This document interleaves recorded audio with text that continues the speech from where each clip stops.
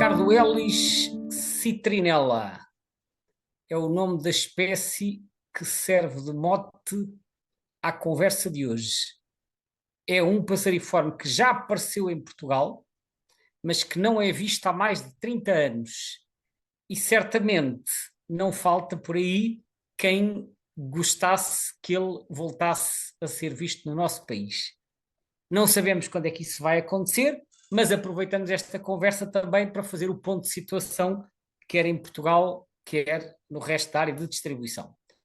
Mas quem vai ditar o rumo da conversa não sou eu, é como sempre o meu amigo José Sousa, que já está aqui a afiar as facas para lançar as perguntas, não é verdade, Zé? Olá, Gonçalo, é verdade. Enfim, tu estavas a dizer que vamos falar do futuro ou do passado desta espécie, das vistas desta espécie cá em Portugal, mas também temos que falar do futuro. Por isso, hum, tu disseste 4 registros em Portugal? Há 4 observações, mas eles foram todos ali numa janela temporal relativamente apertada, que foi entre 1987 e 1990. E a história conta-se assim: há 3 registros que são quase simultâneos, efetuados em março de 1987 na Serra da Estrela, e foram efetuados em diferentes locais da Serra. Houve registros nas Penhas Douradas, no Vale do Rocinho e no Covão da Metade.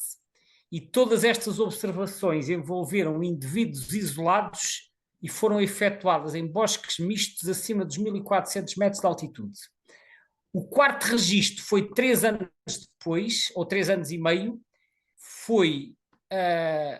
eram 2 indivíduos e foi no Nordeste Transmontano, mais concretamente no concelho de Bragança, perto da aldeia de Guadramil. Olha, uma das 2 aldeias onde recentemente foi possível observar o eclipse total do Sol, portanto é Guadramil, fica mesmo lá no cantinho do Parque Natural de Montezinho, e foi no dia 20 de outubro de 1990. Todos estes registros, quer os da Serra da Estrela, quer os de Montezinho, foram publicados nos noticiários ornitológicos da revista Airo.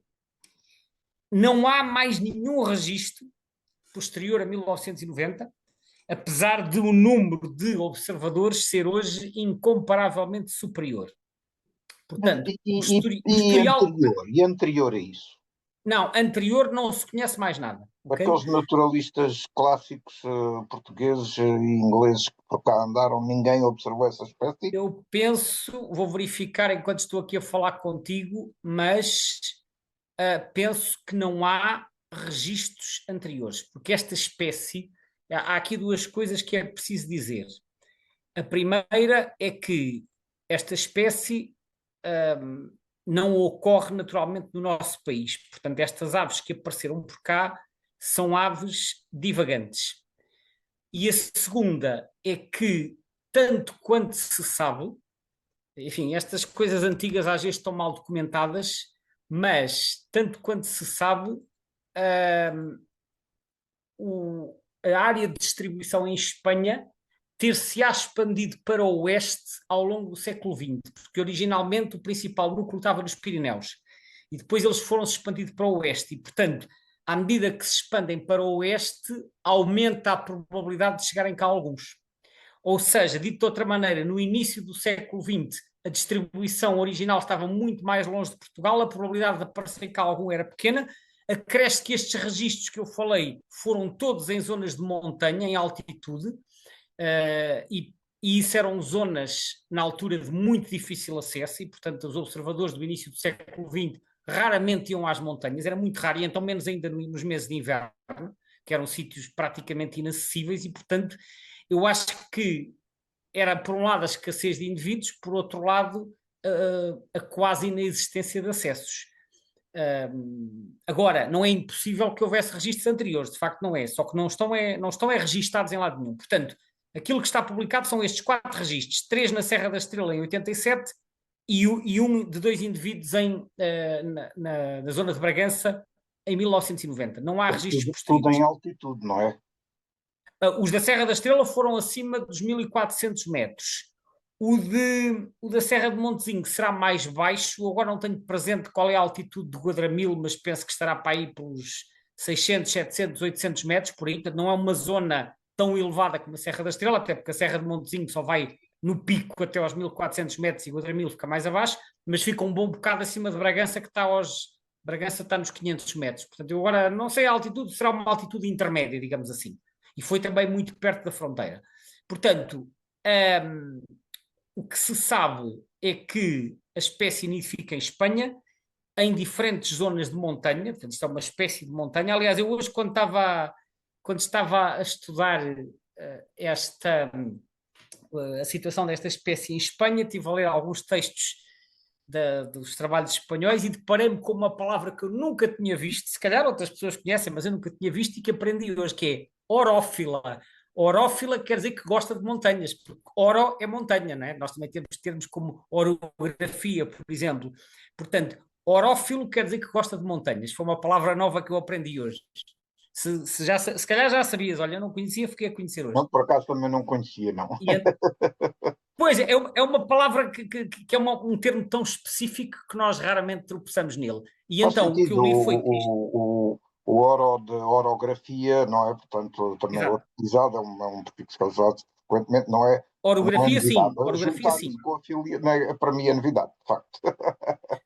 Pois, encontrei num texto espanhol e depois fui ver no dicionário e a palavra também existe em português, portanto, que vive nas montanhas, ou que gosta de montanhas, se for assim traduzido mais à letra. E, portanto, eles nidificam em diferentes cordilheiras espanholas, mas, e este é que é o aspecto-chave, eles fazem movimentos. E estes indivíduos que foram vistos em Portugal, presumivelmente, são indivíduos que fizeram movimentos vindos de outras zonas de Espanha ou, quiçá, mais além, e que apareceram em Portugal.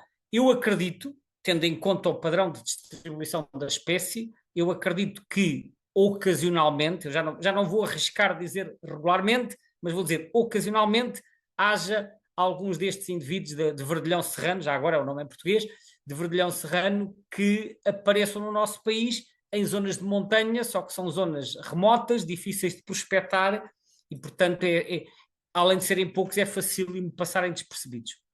A sua distribuição global, na realidade, limita-se à Europa, não é? Sim, com uma É nuance, um é endemismo europeu, que, não é? como? É um endemismo europeu. Neste momento é um endemismo da Europa continental, mas é preciso referir que até há poucos anos a distribuição era considerada como abrangendo igualmente a Córcega e a Sardenha, que são duas ilhas do Mediterrâneo. Como se sabe, a Córcega pertence à França e a Sardenha pertence à Itália. Só que, entretanto, foi feita uma revisão taxonómica e a população que ocorre na Córcega, na Sardenha e ali mais numas pequenas ilhas italianas foi separada e passou-se a chamar Carduelis corsicana, portanto será o verdilhão corso, acho que é esse o nome, e então o Carduelis citrinella passou a ser exclusivo da Europa continental, onde se distribui por Espanha, portanto, ocorrem diferentes cordilheiras espanholas e depois noutras cordilheiras europeias, especialmente os Alpes, portanto, ali entre França, Itália, Suíça, Áustria e provavelmente Liechtenstein, e depois também noutras zonas montanhosas francesas, como por exemplo ali no Massif Central, que fica mais ou menos no centro-sul. Agora, o que é curioso é que quando nós olhamos para o mapa de distribuição, quer o que está no Birds of the World, quer o que está no EBBA, que tem aquele mapa de abundância, nós quer num, quer no outro, nós olhamos para o mapa e pensamos assim, isto realmente tem uma população em Espanha, tem uma população nos Alpes, mas a dos Alpes é muito maior. É maior porque parece mais extensa e, inclusivamente, no EBBA as bolinhas são mais escuras, que isso acontece quando a população é superior. No Isso entanto, por acaso chamou-me a atenção, porque eu tinha lido coisas que referiam que a população aqui espanhola que seria muito importante para a distribuição global.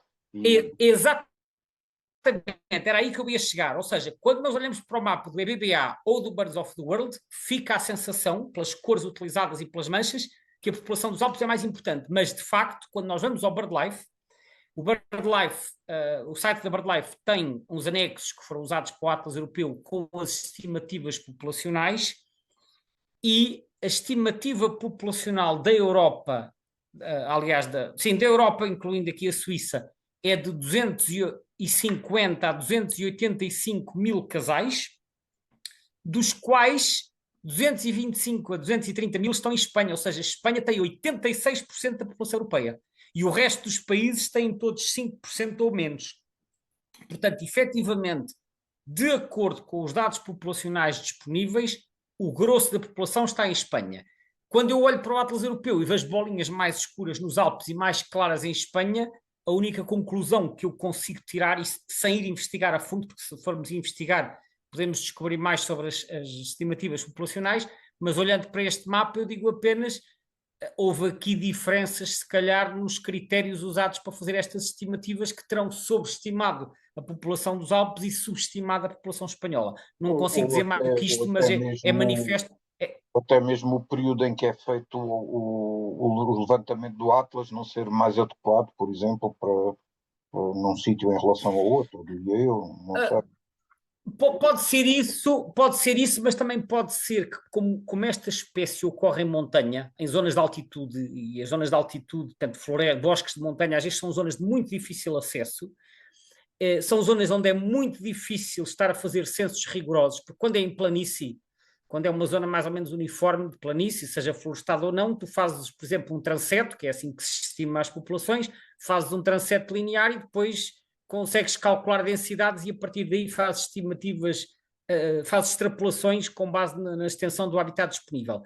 Quando estás em montanha é muito mais complicado porque tu tens que jogar com a altitude e a densidade aos 1000 metros pode não ser a mesma densidade aos 1500 ou aos 1800 e portanto eu presumo, e isto agora é suposição minha porque de facto não fui ler nada, eu presumo que a forma como terão sido feitas estas extrapolações, porque estas estimativas populacionais são sempre feitas com base em extrapolações, tu não consegues fazer censos completos de passariformes, como se faz, por exemplo, de cegonhas contas ninhos, de passariformes não contas ninhos, passariformes tens que calcular densidades e a partir daí extrapolas.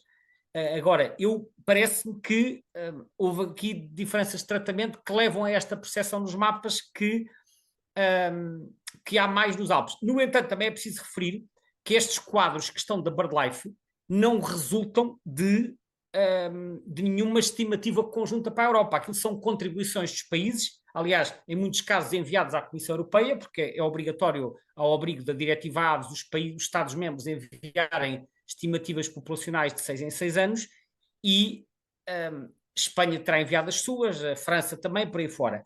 Agora, os países não usam todos os mesmos métodos para extrapolar. Agora, se cada país é que usa isto e cada país é que também apresenta as estimativas para o Atlas e as do Atlas não batem certo com as da BirdLife, que paradoxo é este? Bem, eu se calhar, não sei, agora também vou especular um bocadinho, mas se calhar as equipas que fizeram extrapolação para o Atlas não são as mesmas equipas que fizeram extrapolação para a BirdLife e não usaram os mesmos métodos, não sei. A verdade é que estes números não casam. Enfim, seja como for, de facto, a população espanhola é importante e disso não há grande dúvida. Exatamente. Eu, de facto, quando li isso, tive alguma curiosidade de ver o que é que dizia a ficha da espécie no site da CEL,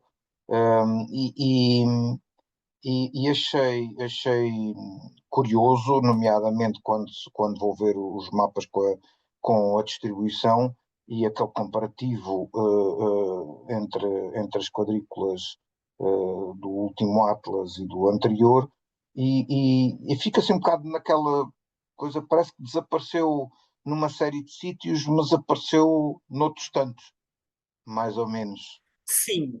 Bom, E dá já a sabes que sensação estas. que há ali uma propagação ainda para o oeste, ou estarei enganado? Para o oeste, sim. Estas comparações do Atlas espanhol, e sobretudo com estas espécies de distribuição mais restrita, têm sempre que ser vistas com alguma cautela, porque, como sabes, o terceiro Atlas teve uma amostragem muito incompleta e houve províncias que quase não foram amostradas. Mas, dito isto, o que se sabe, e que eles explicam também no texto, é que parece ter havido alguma expansão para o oeste, e eles, porque supostamente, tanto quanto se sabe, o núcleo original na primeira metade do século XX estava nos Pirineus, como eu já referi. E o que eles dizem no texto é que na segunda metade do século XX parece ter havido uma colonização de novas áreas ligado a um processo de reflorestação com resinosas, portanto com coníferas, e que os locais que estão no noroeste ibérico se devem, portanto, noroeste ibérico estamos a falar aqui essencialmente das Astúrias e da Cantábria, provavelmente, porque eles não chegam praticamente à Galiza, há muito poucos na Galiza, mas nas Astúrias e na Cantábria e, eventualmente, em algumas zonas do sistema central, serão resultado desta expansão por causa da plantação de coníferas. É claro que nós poderíamos, enfim, pensar, mas é um bocadinho ao jeito de wishful thinking. Se eles se estão a expandir para o oeste, a probabilidade de cá chegarem aumenta. Isto seria um bocadinho o raciocínio lógico.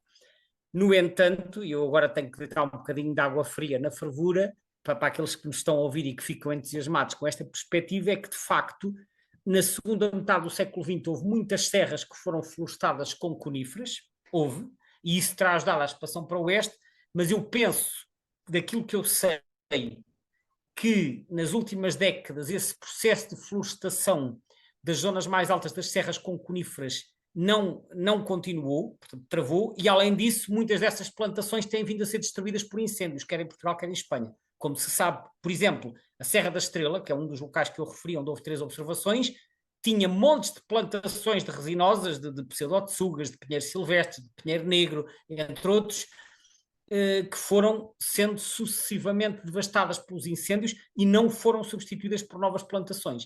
E este género de plantações que são muito apreciadas pelo verdilhão serrano, não havendo estas plantações, a probabilidade deles aparecerem, em vez de aumentar, diminui. Portanto, Sim, atenção, eu não estou a dizer que é só o habitat, mas estou a dizer que isto é um fator relevante. e também há aqui, mas voltamos ao mesmo, não é? Vale o que vale este, este mapa. Aquele eixo, digamos, provavelmente Serra Nevada, por aí abaixo, que estavam ali um bocadinho mais alinhados com a Serra da Estrela, aí até parece que há uma ligeira retração. Não, esse não é a Serra Nevada, atenção, esse eixo central é o chamado Sistema Central, que é o que Ok, continua da Serra da Estrela para leste, passa na Serra de Gata e de Penha de França e na Malcata, e depois segue para leste pela Serra de Gredos e passa na parte norte da província de Madrid, na Serra de Guadarrama. E a Serra de ok, Guadarrama é um ok. núcleo Vai dar, muito sim, importante para a espécie. Guadarrama. A certo, Serra Nevada está cá embaixo, na província de Granada, mesmo cá embaixo, na Serra Nevada e na Serra de Cazorla. Aí há um núcleo também mais pequeno e muito periférico, certo. que pensa-se que tenha umas dezenas de casais. Esse núcleo também se pensa que seja relativamente recente. Portanto, toda esta expansão para a metade ocidental da península, do que se sabe, porque mais uma vez estas espécies de montanha estão muito menos bem documentadas há 100 anos do que estão as espécies de zonas mais baixas e, portanto, o conhecimento é um bocadinho mais escasso, mas parece que, de facto, da Serra de Guadarrama para o oeste terão desaparecido de umas quadrículas, terão aparecido noutras, mas claro que a informação está um bocadinho incompleta, isso não há grande dúvida.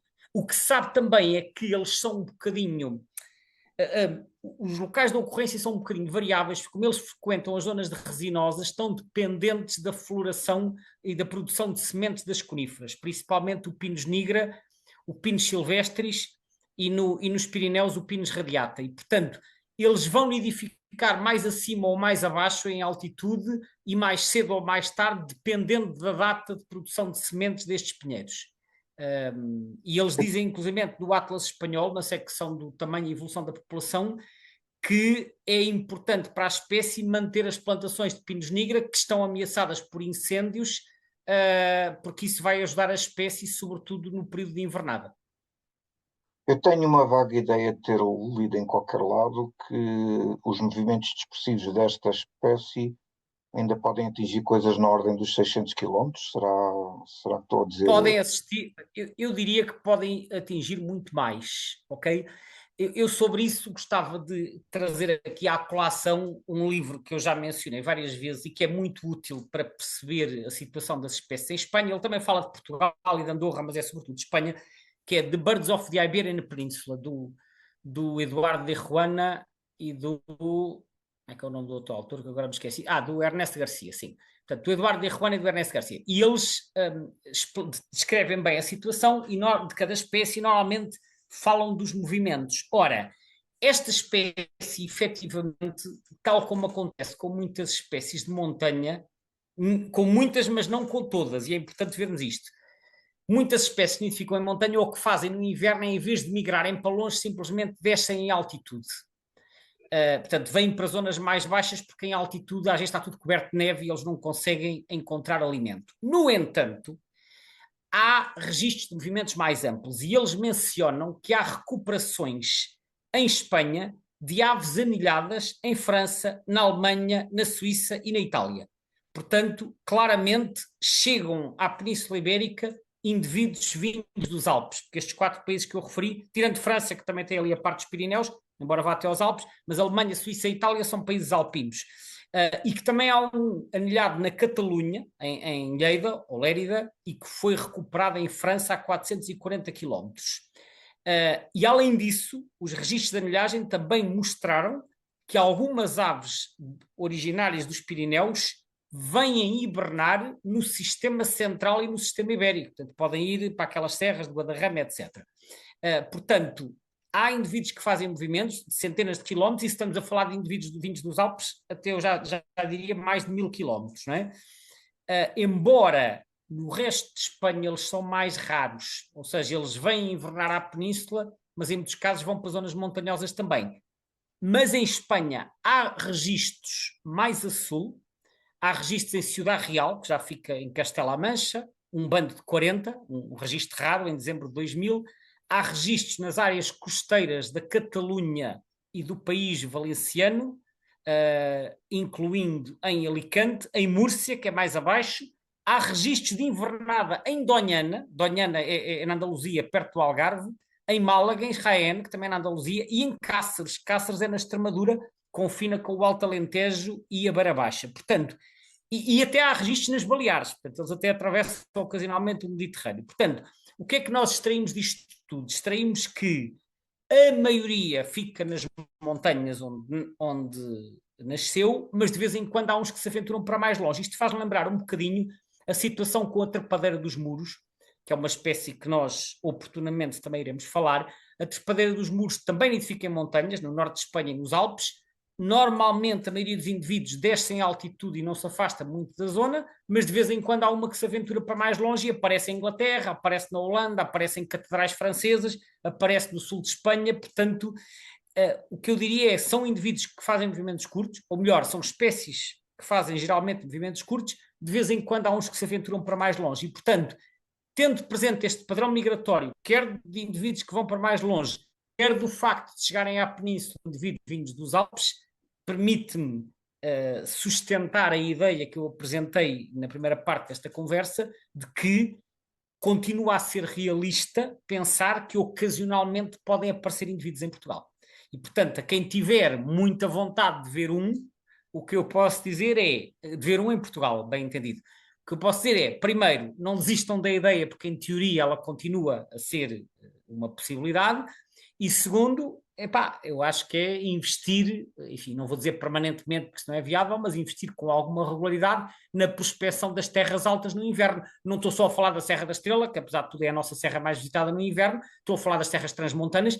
E porquê as transmontanas? Não é só por ter havido o registro de Bragança, é que aqui entra em cena um outro aspecto que eu acho que é muito relevante referir, que tem a ver com a distribuição em Espanha, é que, para além de todas aquelas serras que nós já falámos, Cordilheira Cantábrica, Sistema Ibérico, Sistema Central, Pirineus e Serra Nevada, entre outros, há núcleos pequenos mais perto da fronteira portuguesa e um deles é em Sanabria. Sanabria é uma zona de altitude, uma serra que é um bocadinho a extensão para norte da Serra de Montezinho, que é mais alta, vai aos 1700 metros de altitude, por isso tem melhores condições para o pisco de peito azul e para outras espécies de montanha, mas Sanabria fica em linha reta aí a cerca de, não sei, 20 km de Montezinho. E, portanto, é tão próximo que basta que eles desçam um bocadinho em altitude para aparecerem em Montezinho. Tal como, aliás, aconteceu há poucos anos com as perdizes cinzentas que foram apanhadas numa câmara de fotoarmadilhagem no inverno também em Montezinho. Ora, Montezinho é um parque que é muito menos visitado que outras zonas de montanha, porque é uma zona muito remota, fica no extremo nordeste do país, e no inverno então quase ninguém lá vai ver aves, são muito poucos registros, mas eu diria, e digo isto, enfim, com base nos poucos registros existentes e com base na proximidade da Sanábria, que Montezinho é um dos locais onde existe, enfim, me parece que realisticamente podemos esperar que volte a aparecer um verdilhão serrano um dia destes. E depois, se calhar, também contribui para a dificuldade de observar esta espécie o facto dela ser extremamente parecida com os lugres, não é? Não deve ser muito difícil olhar para aquilo e Sim, dizer, olha, é um lugre. sim, quer dizer, é diferente. Eles fazem pelo aspecto, pelas cores, isto até me faz lembrar quase o canário que ocorre na Madeira e nos Açores, porque ele é assim, tem umas cores que são assim uma mistura de chamariz e de verdilhão, amarelos, verdes, depois com alguns cinzentos na cabeça, que o canário também tem. Eu vi esta espécie, a primeira vez que vi, já agora ainda não referi nesta conversa, mas foi na mesma altura que vi o vespeiro e o quebra-nozes, que falámos nas conversas anteriores, portanto foi em Interlaken, na Suíça, quando estava a fazer um Interrail em 1990, isto foi no início de setembro de 1990. Depois disso, já vi a espécie em Espanha, na província de Sória. Sória fica ali mais ou menos entre Burgos e Saragossa, um bocado para o nordeste de Madrid, e Sória tem uma serra que faz parte do chamado sistema ibérico, que é a Serra do Urbión. E a Serra do Urbión é onde nasce o Rio Douro, que depois corre para o oeste para desaguar ao pé do Porto, como é sabido. Ora, nessa zona da Serra do Urbión é possível chegar e subir de carro até lá, uma zona já com uma altitude considerável, onde há umas matas de resinosas que, se bem me recordo, eram de pinos silvestres. Tem lá umas lagunas, que acho que é a Laguna Negra do Urbión, acho que é este o nome. E eu lembro-me de já ter ido lá e quando estive nessas lagoas, que eram também essas matas de resinosas, andava lá um bando de verdilhões serranos, porque aí já estava em altitude e estava numa zona onde eles são frequentes. E uma das coisas que eu me recordo destes passaritos é que eles eram extremamente discretos. Eles pousavam nas árvores, pousavam no chão, andavam ali a alimentar-se, mas não eram bichos que fizessem assim um grande estardalhaço. Eles andavam lá na deles, assim caladinhos, deixavam-se ver razoavelmente perto, mas não eram aves que tu de repente te chamassem a atenção porque estavam a cantar muito alto, pelo menos nas ocasiões em que eu o vi. Portanto, pareceram, da pouca experiência que tenho da espécie, que vi então vi nos Alpes e vi em Espanha, não me lembro, acho que não vi mais sítio nenhum, mas das vezes que eu vi, recordo-me de facto que eram assim umas aves relativamente discretas, que a pessoa tem que ver com atenção para conseguir ver estes detalhes, mas que são os tais, portanto, o ventre amarelo, esverdeado por cima e a cabeça com algumas nuances cinzentas. Ah, num minutinho, consegues-nos dizer aí qualquer coisa sobre este nome desta espécie e a questão taxonómica?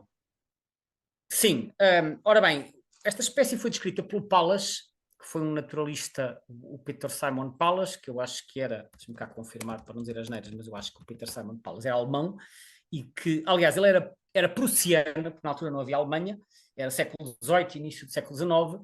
O Pallas era prussiano, fez muito trabalho na Rússia, e eu, quando fui procurar a origem deste nome, vi que foi descrito pelo Pallas com o nome Fringilla citrinella, porque ele meteu isto na altura no género Fringilla, porque era aparentado aos tentilhões. Isto depois, entretanto, já andou a passear pelo género Serinos, e agora está no género Carduelis, que é o mesmo género do Pintacilgo. Ora, Carduelis, como sabemos, é o nome do Pintacilgo, vem de cardo, que é o nome de uma planta que os Pintacilgos gostam, portanto, Carduelis será uma ave que gosta ou que se alimenta dos cardos. Citrinella é um nome italiano que designa uma pequena ave amarela, mas que vem do latim medieval citrino, que significa citrino ou amarelo, e que deriva de citrus, que é cítrico. Portanto, poderá ser uma referência ao limão ou à cor do limão, não é? Portanto, será talvez o significado tendo em conta os tons amarelados. Houve aqui uma coisa que me intrigou neste nome. Não tem a ver com o nome em si, mas tem a ver com a localidade tipo. Ora, o Verdilhão Serrano foi descrito pelo Pallas em 1764 e tem como localidade tipo Holanda. Opá, isto é uma ave das montanhas, o que é que um bicho deste está a fazer na Holanda? Eu achei isto tão estranho que eu resolvi ir pesquisar e como não encontrei mais nada, fui perguntar no Bird Forum, que é um fórum inglês que tem lá uma sala só para questões de taxonomia. E eu perguntei como é que uma ave de montanha aparece na Holanda e é aí que é colhido o espécime tipo. E houve lá algumas respostas, mas houve um membro do fórum que deu aqui uma pista curiosa. Diz que faz parte do catálogo de aves de um tal Adrian Vroeg que, o Palace terá usado as aves desse catálogo, porque eles depois. Era um catálogo de aves para venda e o Palace terá descrito algumas aves que estavam nesse catálogo. Só que, se era um catálogo de aves mortas, embalsamadas, embora na altura as aves não se preservassem durante muito tempo, porque ainda não era muito conhecida a receita do sabão de arsénico, mas havia quem preservasse as aves. E aparentemente este senhor, este Adriano Vroeg, tinha lá o vermelhão serrano e foi com base nisso que o Palas o descreveu. Pronto, aí a origem da ave está explicada. O que eu não percebo é porque é que no Birds of the World, onde tem a descrição do nome científico, tem lá como localidade tipo Holanda. Porque é que ficou registado Holanda quando, se esta era uma ave embalsamada, ela podia ter perfeitamente sido capturada nos Alpes e depois levada para a Holanda, onde terá sido descrita, mas supostamente na localidade tipo costuma-se pôr o sítio onde a ave foi capturada ou colhida e não o sítio onde é descrita. Portanto, eu acho que esta história do Holanda há aqui um erro de atribuição de local, talvez por vir do tal catálogo de indivíduos embalsamados. É uma Enfim, curiosidade. enfim. Olha, para a próxima conversa, ainda continuamos pelo resto da Europa? Não, já vou voltar a caminho de Portugal, mas ainda vou fazer uma paragem nos Pirineus. Ok, pronto. Então na próxima conversa vamos estar nos Pirineus de regresso a Portugal. Exato, é isso Ok. mesmo. Gonçalo, muito obrigado. E Obrigado, obrigado obrigado a mais uma todos vez a e todos que têm a paciência de nos ouvir aqui durante esta exato. meia horita. E E até até à breve. próxima.